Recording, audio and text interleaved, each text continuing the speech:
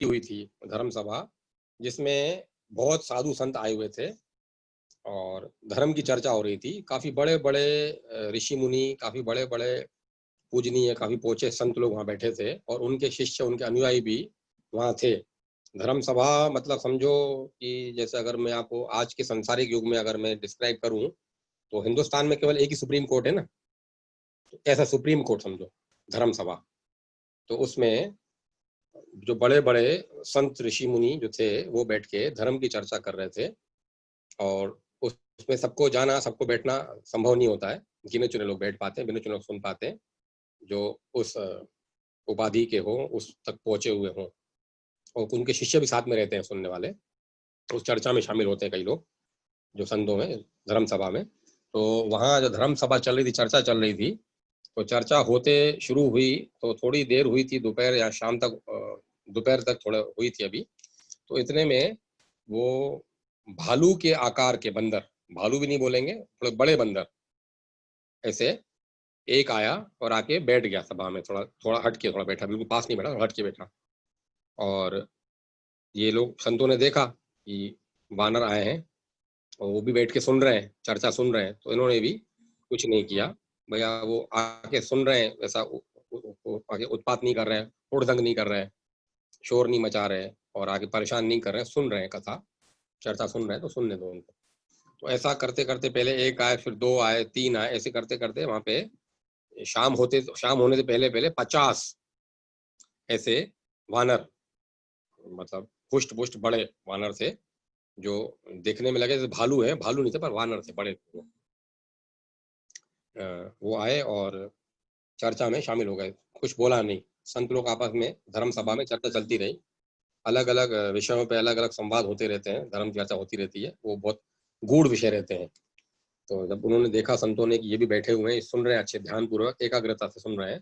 बड़े जो अच्छे श्रोताओं जैसे सुनता है ना, एकाग्रचित्त होकर सुन रहे हैं चीज़ों को, तो वो देखते रहे संत लोग। शाम हुई, संध्या हुई, जब चर्चा पूरी हुई, तो फिर ये जाने लगे। तो संतों ने कहा कि ये लोग आए हैं, अब ये अपन कल भी चर्चा करनी है अपने को। अब देखते हैं ये किस उद्देश्य से आए हैं। सुन रहे हैं जैसे कोई भगत लग रहे हैं या क्या, यही प्रभु को मालूम। और ये लोग आए हैं तो ठीक है, अगर कल भी ये आएँगे तो फिर देखते हैं। अभी आए हैं तो इनके लिए भले भोजन का प्रबंध कर दो, तो फल रखें उनके लिए और ये भी संत भी फल ही खाते हैं, तो वो दूर पेड़ों के बगल में सब फल रख दिए। तो उन्होंने फल खाए और पेड़ों पे बैठ गए। दूसरे दिन फिर धर्म सभा शुरू हुई, तो ये फिर आ गए और पास आके बैठ गए और ये जब चर्चा कर रहे थे संत लोग, तो उसमें सबके अपने मत होते हैं, अलग-अलग विषयों पे अलग-अलग बातें होती हैं, तो गूढ़ विषय होते हैं वहाँ के। तो जब ये आपस में चर्चा जब कर रहे थे संतगण वहाँ जो बैठे थे, उसमें कोई ऐसी बात होती है जिसमें अगर अपन सहमत नहीं होते हैं, तो अपन इशारे से या वाद-विवाद से, संवाद से या हाथ ऊपर करके या मुँह के हाव-भाव से मालूम चल जाता है कि आपके मत से मैं सहमत नहीं हूँ, आपके अभिप्राय से मैं संतुष्ट नहीं हूँ। तो उस तरह से जब वो संत लोग चर्चा कर रहे थे, तो उनमें से कुछ वानरों को देखा उन्होंने कि वो लोग इस मत से संतुष्ट नहीं हैं। तो ये लोग थोड़ा चुप हो गए कि ये इनके हाव-भाव से ऐसा लग रहा है कि हमारी बात से संतुष्ट नहीं हो रहे हैं। तो इस पे चिंतन-मनन करना चाहिए कि क्या है? तो इन पे और चिंतन-मनन किया उसी विषय को लेके। तो फिर जब वो सहमत हुए तो उन्होंने अपनी स्वीकृति, सहमति अपने हाव-भाव से जताई। तो उनको लगा यार ये हाव-भाव से जता रहे हैं मतलब ये इन चीज़ों में शामिल हो रहे हैं, तो मतलब कोई प्रभु की दिव्य माया है और ये चर्चा चलती रही। दूसरे दिन ऐसा ही हुआ। तीसरे दिन ये सभा समाप्त होनी थी ये। तीसरे दिन भी ये फिर जब बैठे तो फिर ये लोग आ गए और ये जब आ गए तो इसमें जब चर्चा होने लगी, तो चर्चा होते-होते फिर इनकी जो सहमति थी, जिन बातों पे उन्होंने सहमति दी और जब ये सत्र पूरा हुआ और इनमें से जब भजन का चलना शुरू हुआ, तो भजन जब हुए तो बहुत आगे आके बैठ गए। पहले दूर बैठे थे, बहुत आगे-आगे बैठ गए और भजन में शामिल हुए, जैसे अपन ताली बजाते हैं, झूमते हैं, मंत्रमुग्ध हो जाते हैं या नाचते हैं, इस तरह से भजनों में बहुत लीन हो गए ये। तो इनको लगा कि ये दिख तो वानर रहे हैं, लेकिन कोई और बात है इसमें। और जब भी चर्चा चल रही थी तब तक दूर बैठे थे। अब जब भगवान नाम संकीर्तन चल रहा है और भजन चल रहे हैं तो और पास आ गए। तो उन सभी सभा में, उस जो संतों की सभा थी, जो धर्म सभा थी, उनमें से एक संत ऐसा था जिनको वानरों की भाषा, पक्षियों की भाषा कहना, सुनना, समझना आती थी। तो उन्होंने उनसे संवाद किया। जब उनसे संवाद किया तो उनको अच्छा लगा कि कोई हमारी भाषा समझने वाला है और हमें सुनने वाला है। तो उन्होंने उससे बात की। तो उनसे जब चर्चा हुई तो विषयों के लिए चर्चा हुई कि आप सहमत हुए थे, आप असहमत हुए थे। तो उन्होंने कुछ ऐसे बातें रखी इनके सामने जो कि उन सब वहां मौजूद जितने भी धर्म सभा में संत थे उनके लिए भी एक अलग ही बात हुई, साबित हुआ। उनको भी इन शब्दों का, इन बातों का पूरी तरह से जानकारी नहीं थी। जो बहुत कर्मकांडी, वेद ज्ञानी और शास्त्रों का, जिसको बहुत अथाह ज्ञान हो, वेदों का अथाह ज्ञान हो, धर्म का, प्रभु का बहुत ज्यादा जानकारी हो, वो ही इन चीजों के बारे में बात चर्चा कर सकते थे, जो विषय इन्होंने निकाले।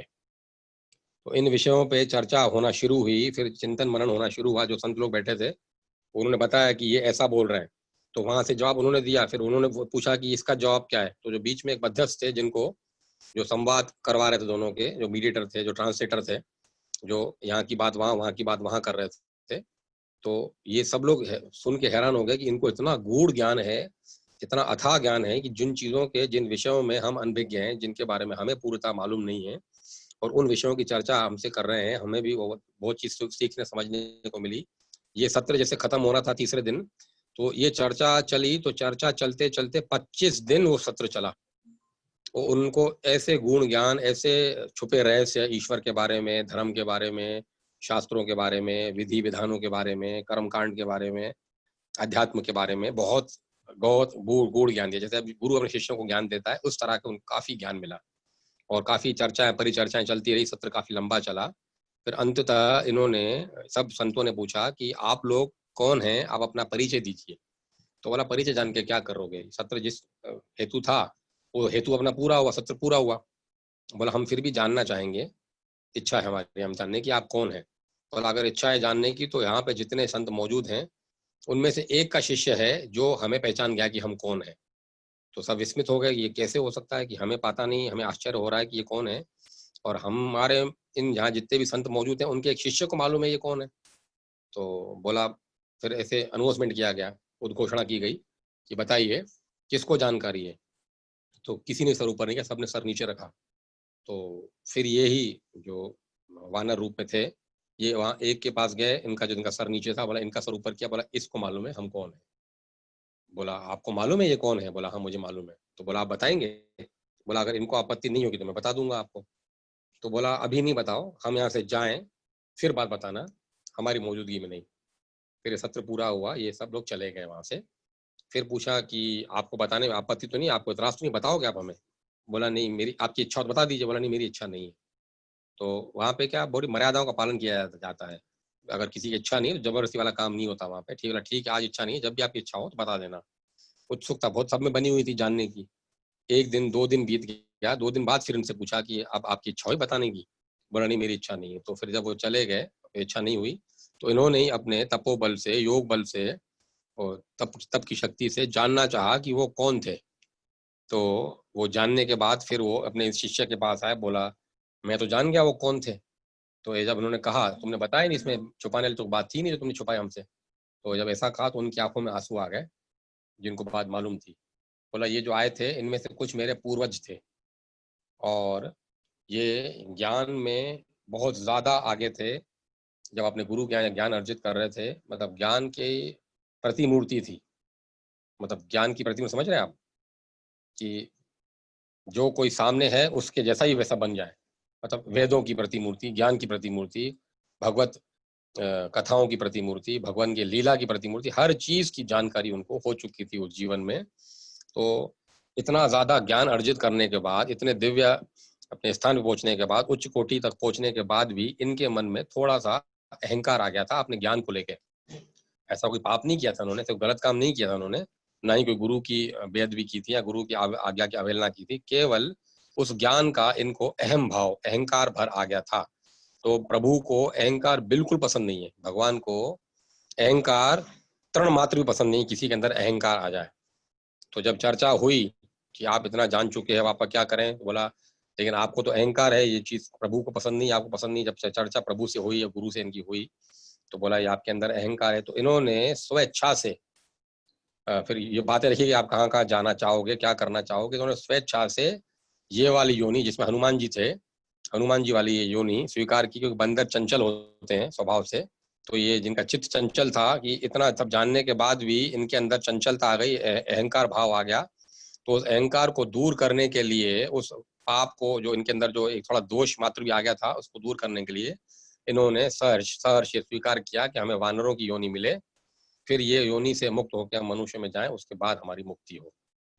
तो बात फिर लंबी है। ये सब जो थे, ये जो वानर रूप में आए थे, ये सब भोले बाबा के भक्त थे और उच्च कोटि के भक्त थे। जो वहां पे मैंने बताया ना, जैसे सुप्रीम कोर्ट होती है, सुप्रीम कोर्ट में जज जो होते हैं कैसे जज होते हैं, तो धर्म सभा में भी ऐसे संतों की उपस्थिति होती है। हर किसी की उपस्थिति नहीं होती वहां पे, और ना ही कोई हर आदमी वहां पहुंच के अपनी दाद फरियाद कर सकता है। मतलब बहुत उच्च कोटि का वो एक सभा है जो प्रभु की तरफ से रखी गई है। आज दिन तक वो धर्म सभा होती है, और जिसमें चुनिंदा बहुत ही प्रभु के प्यारे जाते हैं। अब सोचिए कि जितने भी प्रभु के प्यारे वहां बैठे थे धर्म सभा में, उन सब से ये वानर सीनियर थे, इन सब के जूनियर बैठे थे वहां पे। तो सोचिए किस युग की बात बता रहा हूँ मैं आपको, किस काल की बात बता रहा हूँ, किस समय की बात बता रहा हूँ मैं आपको। ये वो वानर थे। और कहने का भाव ये है कि अहंकार किसी भी सूरत में नहीं होना चाहिए।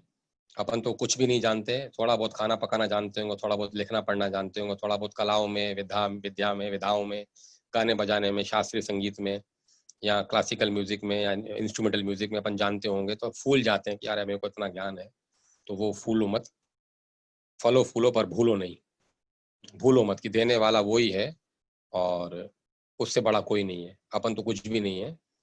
नीचाई का और हेठाई, नीचेपन का स्थिति को लेके चलेंगे। भगवान ने पाँव दिए, पंख नहीं दिए उड़ने के लिए, तो पाँव लेके चलें। तो जरा भी अहंकार भाव मत बिल्कुल भी नहीं आना चाहिए। भगवान को ये पसंद नहीं है।